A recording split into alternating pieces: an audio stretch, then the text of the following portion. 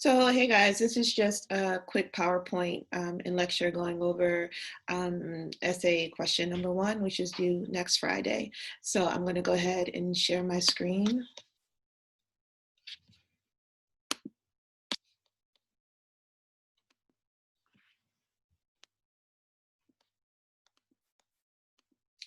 So as always, I'll post my PowerPoint along with this kind of lecture so you have it to refer back to. So this is just prep and outline. So the first thing I want to go over is the general essay structure. So in general, basic academic essay is 5 paragraphs in general. So paragraph, and then I have 6 paragraphs here because I wanted to make my attention grabber longer. And so I wanted to make my attention grabber a longer paragraph. That's always optional. However, it's a good idea, I think, because it gives you length and it also makes your paper a little bit more interesting. So paragraph 1 is the attention grabber. It's optional. Paragraph 2 is the summary of the text. In this case, the summary of the text would be the Matthew effect. That's what you're summarizing because that's what the articles, the essay question is about, plus the thesis statement. Paragraph 3, 4, and 5 are your body paragraphs. So that's where you're kind of developing that thesis statement and you're kind of talking about 3 specific points or examples that you feel like, support that thesis. As you move on, like this is a pretty basic paper and it'll probably get you 3 to 4 pages maybe. As you move on and you have to write 8 pages, what you want to do is you want to follow the same structure, but you tend to add more body paragraphs, right? That's how you get the length. That we're not doing that for this paper, but you can. And then paragraph 6 is always the conclusion. So here I'm just going to talk about each of these things. So the attention grabber is the first few sentences of the paragraph. It's there to grab your reader's attention. It's there to make your paper a little bit more interesting. So there are 2 ways to do it. So you can have an attention grabber that's a couple of sentences, maybe a short quote. And if that's the case, you're not going to have that attention grabber be a separate paragraph. It's going to kind of be a part of paragraph 2. However, I like longer attention grabbers. So my attention grabber, I would have a short quote and a personal story. That would give me a full paragraph. So an example of a personal story would be something like, say if I'm on the side of, I'm going to say that individual effort matters more than the circumstances you're born in.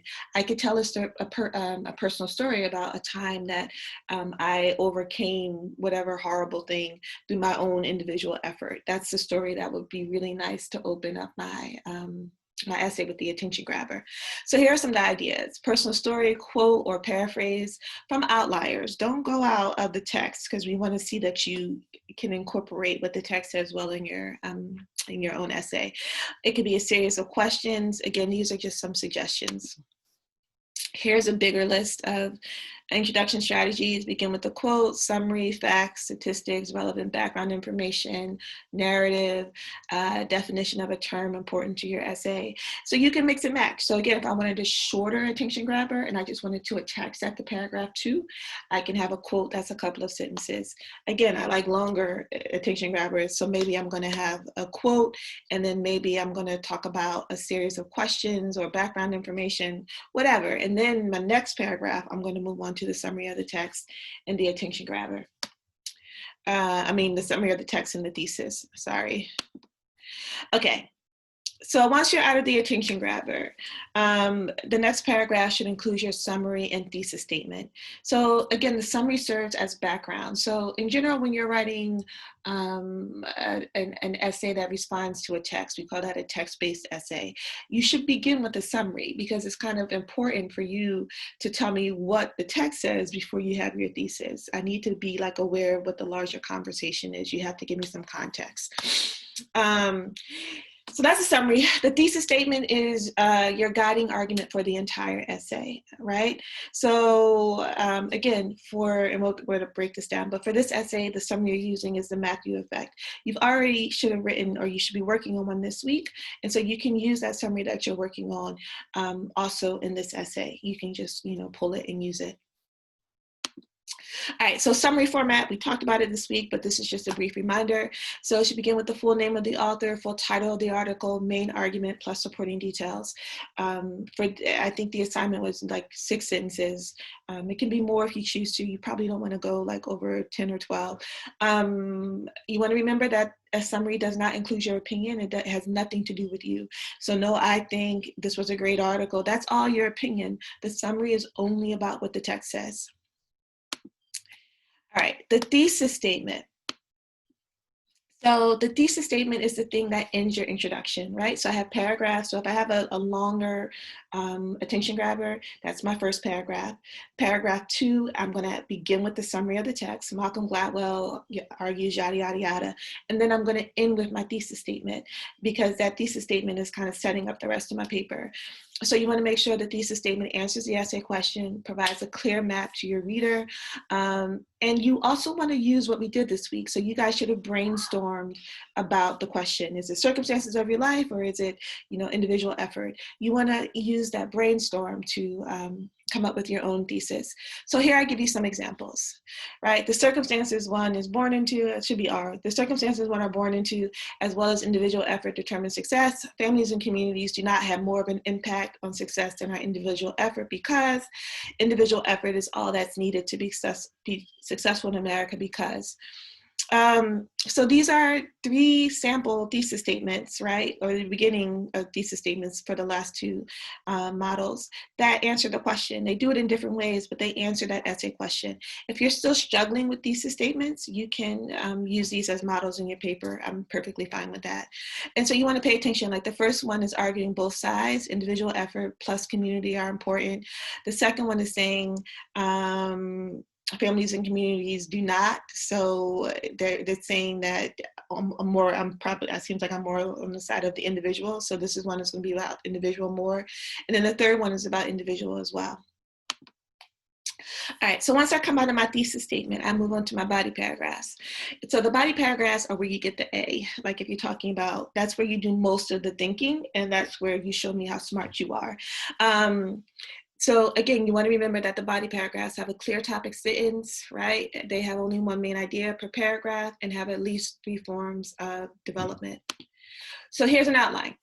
So I go back to this thesis and I pick the first one, which is arguing both sides, right? I'm going to say both, individual effort plus community, yada, yada, are equally important. So here's my outline.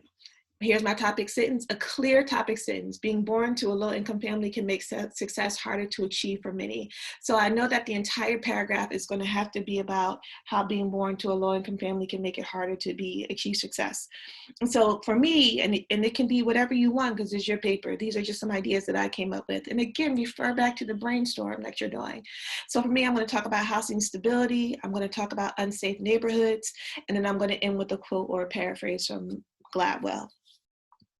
So, and that'll give me a nice full paragraph. So what you don't want to do is just list the points. You want to remember that for each supporting detail, you should explain it in a few sentences. So if you're going to talking about housing stability, explain how that might make success a little bit harder. If you're going to talk about unsafe neighborhoods, you want to explain in a few sentences how that might make achieving success a little harder. All right. So the last thing I want to talk about is a quote sandwich, and this is looking ahead to next week, and they say, I say, but this is just how you do it. So the quote sandwich has 3 steps. So you introduce, you use insight, and then you explain. And so when I say explain, you just write at least 1 sentence connecting the quote back either to the point in your topic sentence or to your overall thesis statement. So here are some examples. So this is the first time you use a source. So say this is the first time I've seen Malcolm Gladwell in your essay. So Malcolm Gladwell's The Matthew Effects explores the myth of individual success. He states, here's my introduction, or here's where I introduced the quote. And here's the quote itself. I know it's a quote because it's in quotation marks, right? And outliers, yada, yada, yada. Here's where I cite it. And because I'm just using the PDF, I'm just giving the page number. So that's the page number, no PG, none of that, just a page number in parentheses and then the period. And this is where I explain it. This shows that individual success relies heavily on family background and community ties. That's the first example. Most of you are, however, going to be using this example. not this one, let me go back.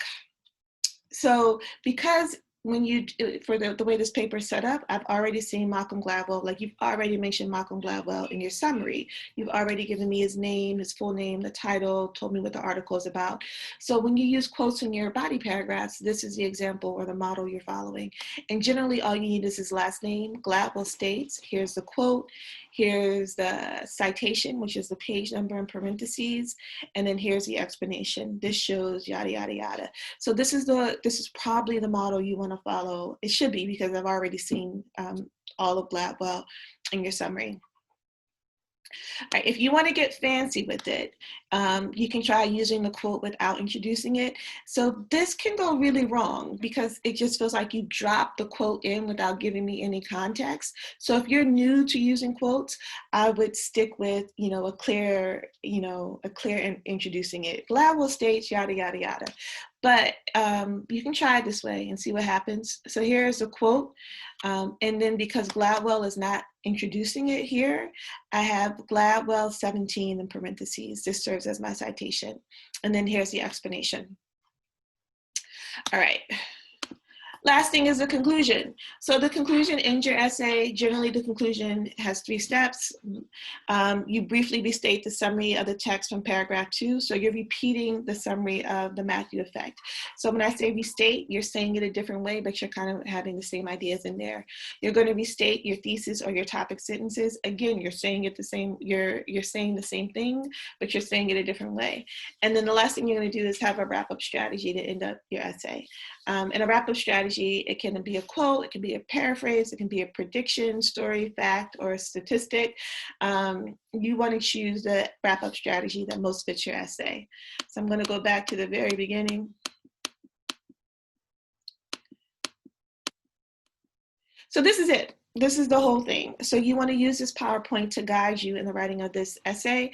So it's not due until next Friday.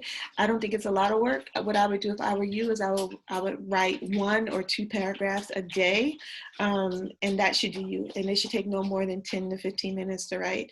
Maybe 20 minutes, depending on how fast you write, 2 paragraphs a day. And that should get you to a full first draft by next Friday. So I'm gonna stop my share. As always, if you have any questions or concerns, you just wanna email me. I will post a PowerPoint along with this video so you have both. Good luck and take care.